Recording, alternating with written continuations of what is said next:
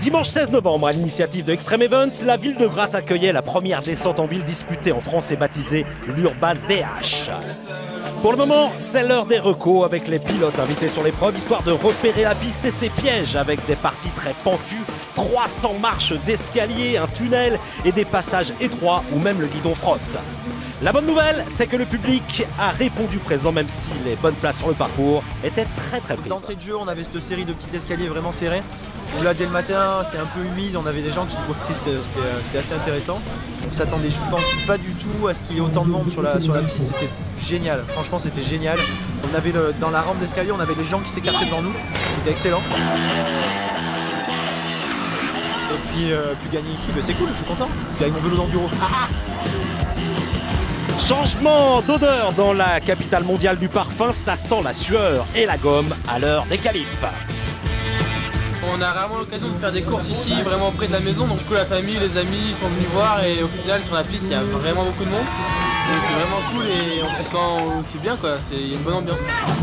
Pour cette première française, les chronos aussi vont chauffer car l'objectif pour les pilotes est de se régaler mais aussi de marquer les esprits. Ambiance très dans le pentu.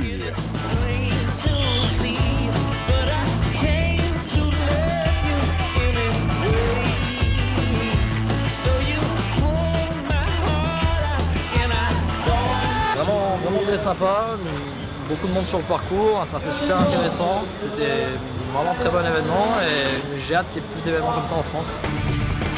Pros et amateurs se sont donc affrontés sur cette épreuve dont les inscriptions ont été prises d'assaut et au total plus de 100 pilotes sont venus faire le show pour certains, assurer le chrono pour d'autres, plus prudents. En tout cas, cette première a été une véritable réussite sportive et populaire.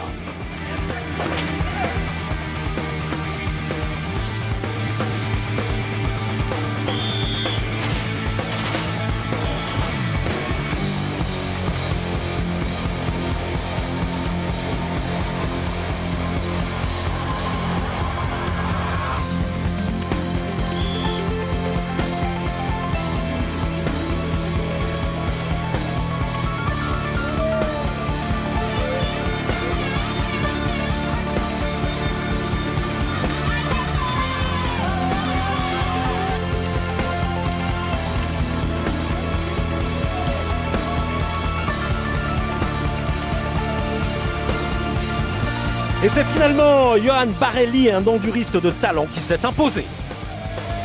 Non, j'avais fait la première manche à Séguré et puis ça s'est super bien passé. J'étais vraiment très content, l'ambiance était top. Du coup, je tenais à faire celle-ci à Grasse, qui est à côté de chez moi. Là, avec le monde qu'il y a dû avoir à gérer, plus les 100 participants, un peu plus de 100 participants, ils sont vraiment gavés et je pense que c'est vraiment un truc qui va prendre de l'ampleur, ça c'est sûr. Et les mairies des villages ou quoi que ce soit vont prendre de la confiance et vont être plus ouverts pour faire des gros modules et des sauts comme ça. Ça va être top. Big up à Johan et à Fiona Oudouy qui s'imposent chez les filles et bien sûr, affaire à suivre en 2015. Si tu veux voir plus de glitch ici, remonte la flèche, descends, voilà, clique maintenant. Si tu aimes les vidéos, clique à droite. Si tu aimes les vidéos, clique à gauche. Si tu aimes les vidéos, clique à droite et à gauche.